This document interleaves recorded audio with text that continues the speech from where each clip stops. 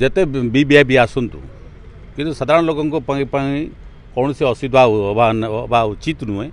କିନ୍ତୁ school college ତ ବନ୍ଦ ରହିବା ଉଚିତ ନୁହେଁ। ଆଉ ଉଟା ଦୋକାନୀ ହେଉ ଯେଉଁମାନେ ଜୀବନ ନିର୍ବାହ କରୁଛନ୍ତି ସେଇଭଳି ଲୋକଙ୍କୁ ଥଇଥାନର ଆବଶ୍ୟକତା ରହିଛି।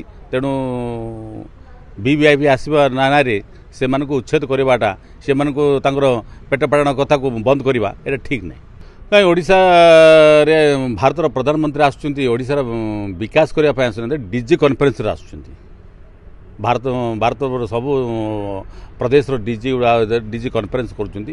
ତେଣୁ ଭାରତର ପ୍ରଧାନମନ୍ତ୍ରୀ ଆସୁଛନ୍ତି ପ୍ରଥମ ପରେ ପ୍ରଧାନମନ୍ତ୍ରୀ ତୃତୀୟ ପ୍ରଧାନମନ୍ତ୍ରୀ ହେଲା ପରେ 3 ଦିନ ଗସ୍ତରେ ଆସୁଛନ୍ତି। ବହୁତ ବଡ଼ 3 ଦିନ ରହିବେ। ଭଲ ଆମର ରାଜ୍ୟର ଯଦି ବିକାଶରେ ଯଦି ଘୋଷଣା ଯଦି ସ୍ୱତନ୍ତ୍ର ବିକାଶ ଯଦି ନ କରିବେ ବା ଘୋଷଣା ଯଦି ନ କରିବେ, ସ୍ୱତନ୍ତ୍ର ପ୍ୟାକେଜ ଯଦି ଘୋଷଣା ନ କରିବେ, ତାହେଲେ ତାଙ୍କ ଆସିବାର କିଛି ଆମର ଓଡ଼ିଶା ପ୍ରତି ଏମିତି ସ୍ୱାର୍ଥ ପାଇଁ ଆମ ଲୋକଙ୍କର ସ୍ୱାର୍ଥ ପାଇଁ ହେବ ନାହିଁ ବୋଲି ମାନେ କାର୍ଯ୍ୟରେ ଆସିବ ନାହିଁ। ଯେ ପ୍ରଧାନମନ୍ତ୍ରୀ ଆସିବେ ଓଡ଼ିଶାବାସୀଙ୍କ ପାଇଁ ଯେଉଁ ଆଶା ଯେଉଁ ଭରସା ଦେଇକି ଯେଉଁ ଭୋଟ ଦେଇଥିଲେ, ସେ ସ୍ୱତନ୍ତ୍ର ପ୍ୟାକେଜ ଯଦି ଘୋଷଣା ନ କରିବେ, ତାହେଲେ ତାଙ୍କର ଆସିକି 3 ଦିନରେ କର୍ମ ଗଲା ପରେ ଲୋକ ନିଶ୍ଚିତ ଭାବେ ଓଡ଼ିଶାବାସୀ ଦେଖୁଛନ୍ତି ଭାରତର ପ୍ରଧାନମନ୍ତ୍ରୀ ଓଡ଼ିଶାରେ ଯେଉଁ ଡବଲ ଇଞ୍ଜିନ୍ ସରକାର କ'ଣ କରୁଛନ୍ତି, ଲୋକ ନିଶ୍ଚିତ ଭାବେ ପରଖୁଛନ୍ତି। ଯଦି ସ୍ୱତନ୍ତ୍ର ଯୋଜନା କରିବେ ତାହେଲେ ଭାବୁଛି ଅଞ୍ଚଳ ଓଡ଼ିଶା ପାଇଁ ଗୋଟେ ଭଲ ହେବ। ବର୍ତ୍ତମାନ 5 ମାସ ଅତିକ୍ରାନ୍ତ ହେଲା, 6 ମାସ ଚାଲୁଛି।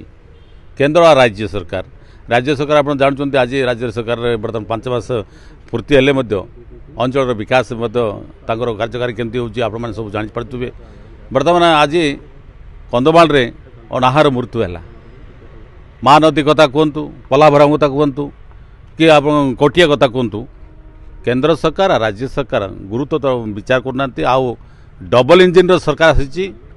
ଲୋକ ଓଡ଼ିଶାବାସୀ ଆଶା କରିଥିଲେ ଯେ ସ୍ୱତନ୍ତ୍ର ପ୍ୟାକେଜ କରିବେ, କିନ୍ତୁ ଆପଣ ଦେଖିବେ ପଡ଼ୋଶୀରେ ଆନ୍ଧ୍ରପ୍ରଦେଶକୁ ଦେଲେ, ବିହାରକୁ ଦେଲେ। ଭାରତର ପ୍ରଧାନମନ୍ତ୍ରୀ ଆସୁଛନ୍ତି ଡିଜି କନଫରେନ୍ସ ପାଇଁ, ଓଡ଼ିଶା ପାଇଁ ସ୍ୱତନ୍ତ୍ର ପ୍ୟାକେଜ ଆସିଲା ପରେ ଘୋଷଣା କରିବେ କି? ଯଦି ଘୋଷଣା ନ କରିବେ ତାହେଲେ ଓଡ଼ିଶା ଲୋକଙ୍କର ଯେଉଁ ଆଶା ଆଉ ଆକାଂକ୍ଷା ଦେଇଥିଲା ଯେ ଆସିଲି ତାଙ୍କୁ ବିଜେପି ସରକାର ଦେଲେ ଆମର କିଛି ହେବ ବୋଲି, କିନ୍ତୁ ବର୍ତ୍ତମାନ ଇଏ 5 ମାସର ଯେଉଁ ସରକାର ଆସିଲା ପରେ ଶିଶୁ କହି ଲୋକ ଆଜି ଓଡ଼ିଶାରେ କୌଣସି ପ୍ରକାର ଜାଗାରେ ଗ୍ରାମ ପଞ୍ଚାୟତରେ କାର୍ଯ୍ୟ ହେଉନାହିଁ, କାର୍ଯ୍ୟ ଶୂନ ହେଇଯାଇଛି।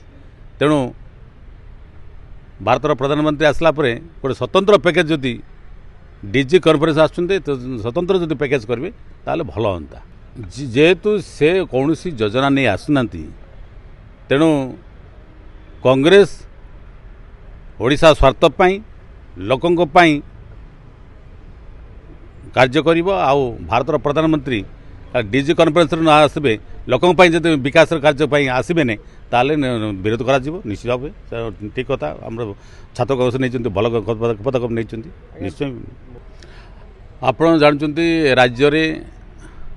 ଆମ ରାଜ୍ୟରେ ଗରିବର ବିକାଶ ଯେଉଁ କଥା କହିକି ଆସିଥିଲେ ଡବଲ ଇଞ୍ଜିନ୍ର ସରକାର, ଇଏ 5 ମାସରେ ଆପଣ ରେସନ କାର୍ଡ଼ ମଧ୍ୟ KYC ନାଁରେ 3-4 ମାସ ନ ଦେବା, କନ୍ଧମାଳରେ ମଧ୍ୟ ଅନାହାର ମୃତ୍ୟୁ ହେବା।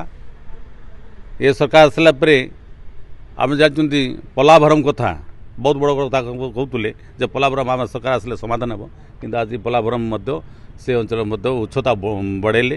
କିନ୍ତୁ ବର୍ତ୍ତମାନ ମାଲକାନଗିରି ଅଧାରୁ ଅଧିକ ଜିଲ୍ଲା ଜଳମଗ୍ନ ହେବ।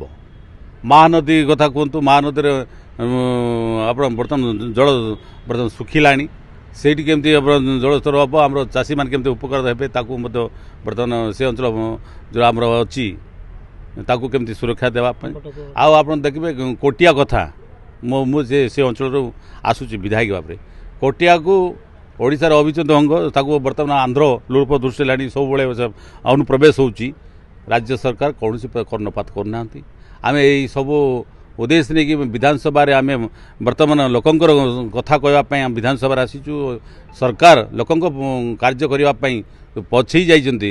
ଆମେ ସଚେତନ କରାଇବାକୁ ଚାହୁଁଛୁ। ଆଗାମୀ ଦିନରେ ଯଦି ଯଦି କରିବେ, ଓଡ଼ିଶାବାସୀ ଯେଉଁ ଅନୁସାରେ ତାଙ୍କୁ ଭୋଟ ଦେଇଛନ୍ତି, ଆଗାମୀ ଦିନରେ ସେ ଅନୁସାରେ ତାଙ୍କୁ ମଧ୍ୟ ପ୍ରତ୍ୟାଖ୍ୟାନ କରିବା ପାଇଁ କୌଣସି ମାନେ ସମୟ ଲାଗିବନି। ଏ ସଭ୍ୟ ସମାଜରେ ଆଜି ବି ସମାଜରେ ଆଦିବାସୀଙ୍କୁ जे खाद्य से तांकर चिराचरित तांकर खाद्य बोली कहवाटा जो मंत्री कहते से आम टाकुआ काले बंचे तो से आगे खातु जदि जे कहते जे आदिवासी पारंपरिक खाद्य से आम टाकुआ बोले कहते आम टाकुआ हूँ आदिवासी परंपरा खाद्य नुहे जिते से खाद्य पाती ना ओ खाद्य मत खावा पड़े पड़े जो भोक भोक को हटेवा कले कि खाद्य खाती तेणु यहाँ आदिवासी परंपरा खाद्य नुहे।